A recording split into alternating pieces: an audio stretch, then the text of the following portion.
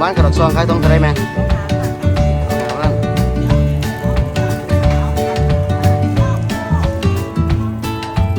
โอ้ยนี่ขายจะได้หน่อยเนาะ3-4 พัน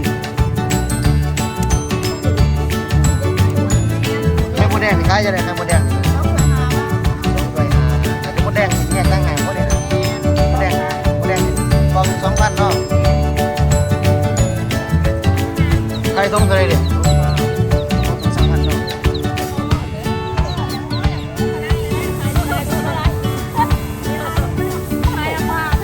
ป้ายสั่งเนี่ยป้ายสั่งนี่นะโลเท่าไรนี่นะโอ้โหใหญ่ขนาดจักโลนี่เนาะจักโลนี่นะอ๋อ10บ่ได้มาใส่หรอทีเดียวนี่เขียนนี่ขายจะได้นี่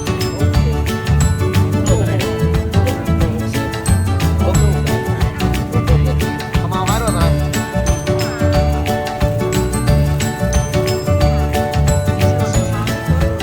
เห็นมาแต่ไซส์ได้เห็นมาแต่บ้านได้นอนเลยเนาะโอ้มาจากน้องสนุกวะนี่โอ้ยบ้านจากผู้ดินได้นี่น้องสนุกมาเสียนมันขายจะได้หนึ่งหรอฮะ2,500เนาะแม่ 2,500เนาะ เอาแล้วแน่ หอยนี่ขายจะได้หอยนี่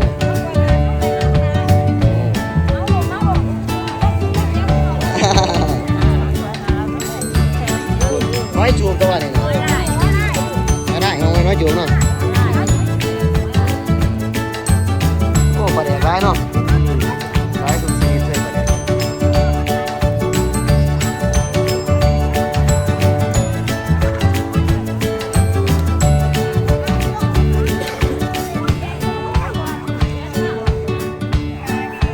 หอยกระปุ้นเจ้าเก่าตัวนี้แบ่งไปด้วยยันประจำบ่แม่มาละสู้สวงบ่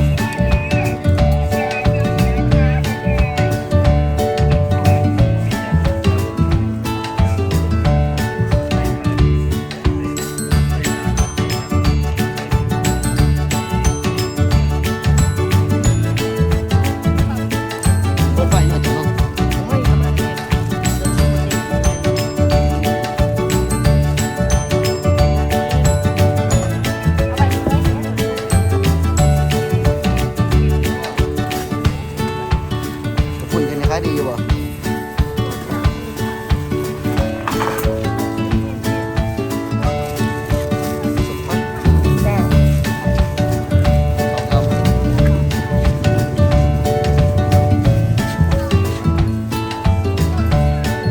ว่าขายตัวที่2ตัวเบิ่งนี่แซมซุงตัวเบิ่งนั่นนี่นะแม่นี่เขียดบ่นี่เขียดน้อย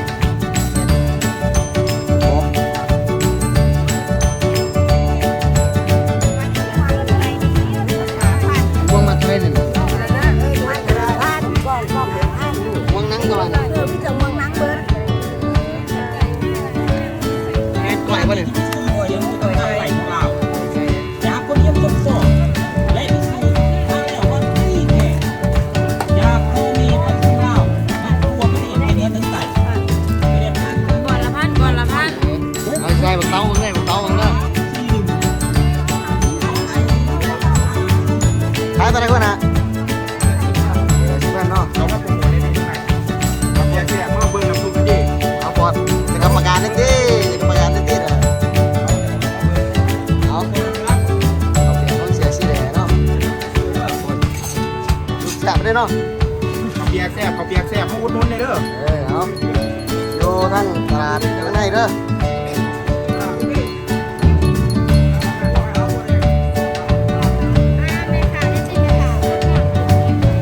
ทายอยู่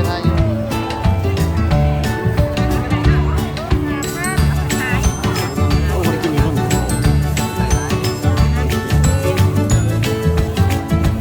มันนี่ครับมัน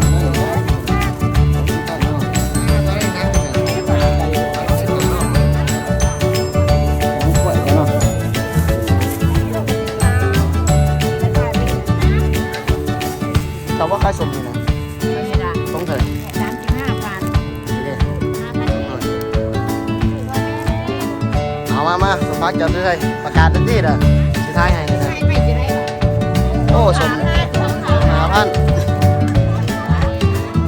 สมพักยังนี่ขายจะได้5,000เอาได้ใส่เข้ามาซื้อซอยเด้อสมุนหูขายของที่สมุนหูเอ้ยซื้อกาแฟซอยเนี่ย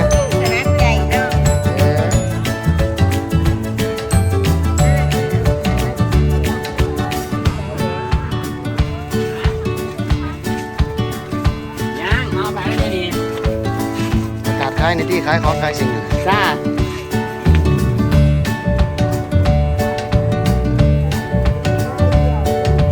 แต่งให้บ่จะได้นั่งแต่ง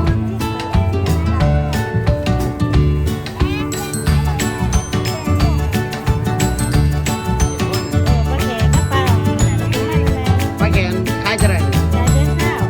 ป้าในบ้านป้าเพียร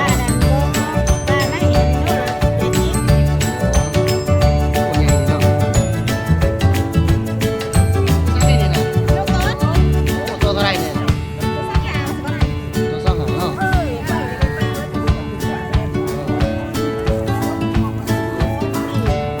กระโปดเนี่ยมาใช่เนาะกระโปดนี่เนาะหมดกระมวลเนาะปลูกเองแน่เนาะ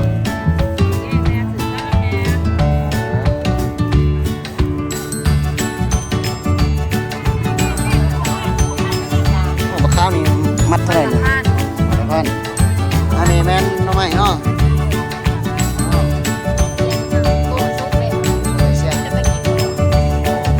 สวยเท่าไหร่5,000โอเคจากรุ่น12อันนี้เป็นจุดจีวันโอ้จุดจีแกงใส่กับน้องใหม่นะครับ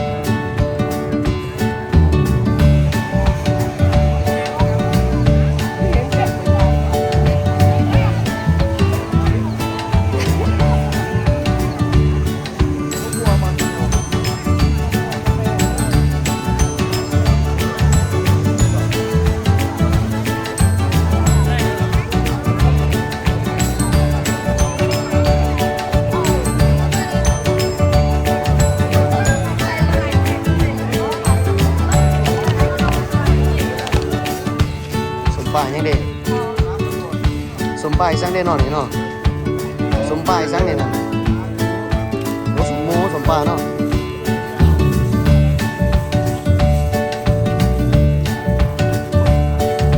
สมหมูตะวันเนาะนี่ไม่ยังอันนี้เด็ดสมป่ายสั่งได้เนาะ ปาปีอ่ะเห็นว่าคือไก่ โอ้เป็นแสบเนาะ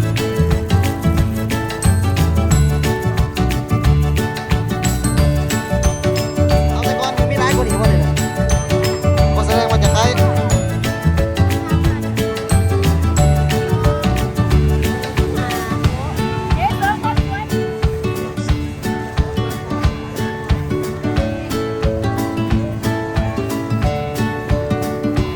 ป้านี่ขายรวดเท่าไหร่ป้า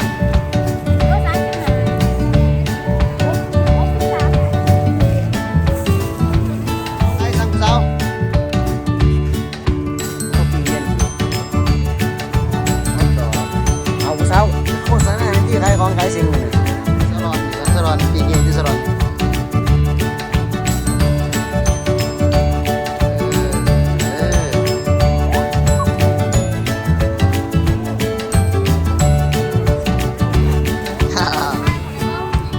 โอเคเมากินเพื่อนเนาะนี่มาอีกสักหนึ่ง มาสักครู่แม่บ้านเอาเอง จะปลูกสมอง แม่เองเนาะ หอยสังว้ายเนาะเห็นไปเด้อบอกตัวจะงามนี่เนาะตัวเจ้านี่เนาะปลูกแกงเป็นบ่นี่นะโอ้ขาดได้ตัวนี่นะมาตัวไรเนี่ยหอยมันถือเลยเนาะร้านวันเท่านี่นะถึงไร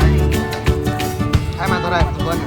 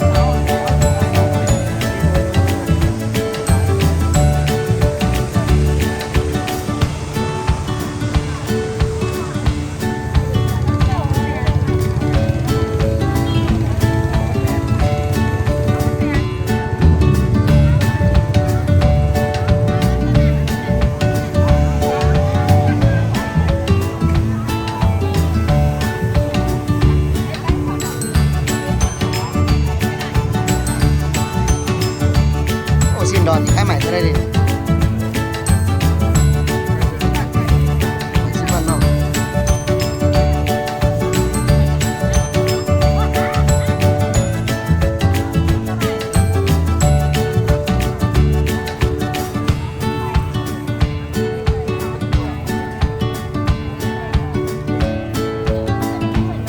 อันนี้รับ3,000เนาะเอามาให้ใส่ได้นี่โอ้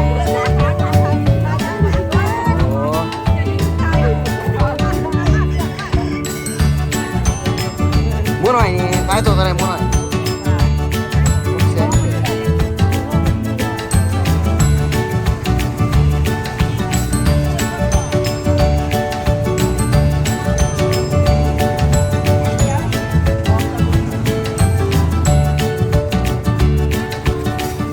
ห้ามจะขายตัวเท่าไหร่ห้ามจะบอกฮะ3,400ห้าม